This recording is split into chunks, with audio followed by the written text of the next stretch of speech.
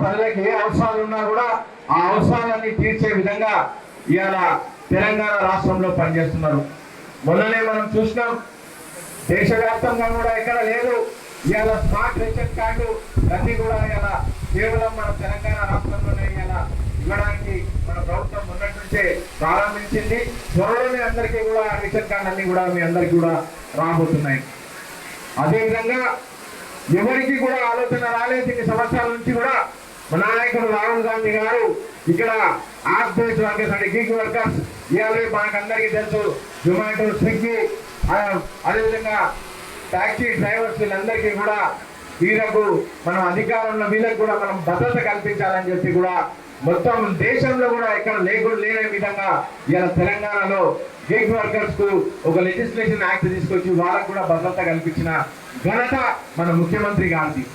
వారికి తోడుగా ఇవాళ పనిచేస్తున్న మంత్రివర్యులంతా, అదే విధంగా ఇలా మన ఎమ్మెల్యేలంతా కూడా ఇలా వారిని బలోపేతం చేయడానికి ఇలా పనిచేస్తున్నారు. కాబట్టి ఇలా అభివృద్ధిని చూసి ప్రతి ఒక్కరు కూడా కాంగ్రెస్ పార్టీలో చేరాలని చూస్తుంది. ఆ దిశలో ఇలా చేరుతున్న మిత్రులందరికీ కూడా మరొకసారి నేను అభినందనలు తెలుపుతున్నాను. మన మహబూబ్ నగర్ ప్రాంతానికి వస్తే మన మహబూబ్ నగర్ లో మన ఎమ్మెల్యే గారు ప్రతి ఒక్కరి గురించి ఆలోచన చేసి అలా ప్రతి ఒక్కరి దగ్గర వారి మార్గం చూపించే విధంగా ఇలా వారు పనిచేస్తున్నారు. దాదాపు నేను 2 సంవత్సరాల నుంచి కూడా చూస్తున్నాను. ఎప్పటి నుంచి పార్టీలకు వచ్చిందో అప్పటి నుంచి కూడా ఎమ్మెల్యే అయినో అప్పటి నుంచి కూడా ప్రతి ఒక్క వర్గానికి చెందిన ప్రతి ఒక్క ప్రజా సమస్యల మీద పోరాడుతూ ముఖ్యంగా విద్యా వైద్యం పైన వారు చూపిస్తున్న చొరవ నిజంగా కూడా అభినందనీయం. అదేవిధంగా ఇలా చాలా మంది మిత్రులు నాతో చాలా మంది అడుగుతుంటారు, మీకు ఎమ్మెల్యే గారికి చాలా వివాదాలు ఉన్నాయంట కదా, మీకు అంటే నేను వారికి అందరికీ ఒకటే చెప్పిన, మన ఎమ్మెల్యే గారు చాలా మేధావి, వారి మేధావి శక్తి చాలా గొప్పది. వారితో నాకెందుకు విభేదం ఉంటుంది. వారి ఆలోచన విధానం ఏదైతే ఉందో విద్యా వైద్యం గురించి ముందుకు పోవాలనే విధానం నాకు కూడా రేపు పార్టీ కానీ భగవంతుడు కానీ ఎమ్మెల్యేనో ఎంపీగానో అవకాశం కలిగిస్తే నేను చేసే పని కూడా అదే. మొట్టమొదటిగా దాన్నే నేను ప్రోత్సహిస్తాను. కాబట్టి నాకు ఆయనకి ఇటువంటి విభేదాలు లేవు. పార్టీ విషయాల్లో కూడా ఇటువంటి విభేదాలు ఉండవు. ఎప్పుడు కూడా నేను కేవలం మల్లికార్జున ఖర్గే గారి, పిసిసి ప్రెసిడెంట్ మహేష్ కుమార్ గౌడ్ గారి సేవకుని తప్పే పార్టీ ఏదైతే ఆదేశాలు ఇస్తుందో దాన్ని అనుసరించడానికే నేను ఇక్కడ డిసిసి ప్రెసిడెంట్ గా ఉన్నా. అదేవిధంగా పార్టీని ముందుకు తీసుకుపోవాలి, పార్టీ ఆర్గనైజేషన్ బలోపేతం చేయాలి. చాలా మంది నాయకులను పార్టీ ప్రతి ఇంటికి పార్టీ విధానాలు తీసుకెళ్లే కార్యక్రమం నేను పంచుకుంటాను తప్పితే నాకు ఎటువంటి విభేదాలు లేవని కూడా చాలా సందర్భంలో చెప్పడం జరిగింది.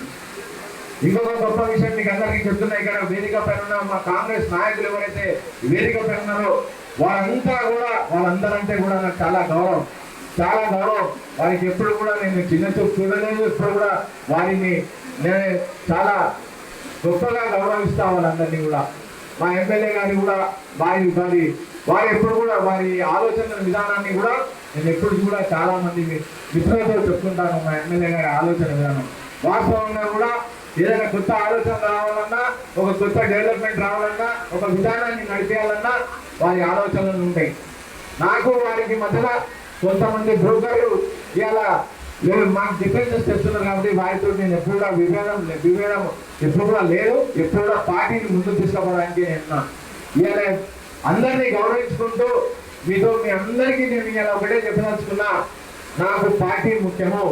పార్టీ ఏ విధంగా నన్ను ఆదేశిస్తే అదే విధంగా నేను ఇలా పనిచేస్తాను తప్పితే ఎవరు చెప్తే కాదు. పార్టీ ఆదేశాల మేరకు నేను నడుచుకునే వ్యక్తిని. దాంట్లో ఆ భాగంలో మీకు ఎవరికైనా బాధ కలిగిస్తే మీరు ఏమనుకోకూడదు. ఎందుకంటే పార్టీ విధానం అటువంటిది. మనమంతా కూడా ఆ పార్టీ అండగా ఉన్నాం కాబట్టి ఆ పార్టీ విధానాలను మీకేమైనా బాధ కలిగిస్తే దానికి నేనేం చేయలేని తప్పే. నేను మిమ్మల్ని కావాల్సుకొని ఎప్పుడు కూడా బాధ పెట్టలేదు.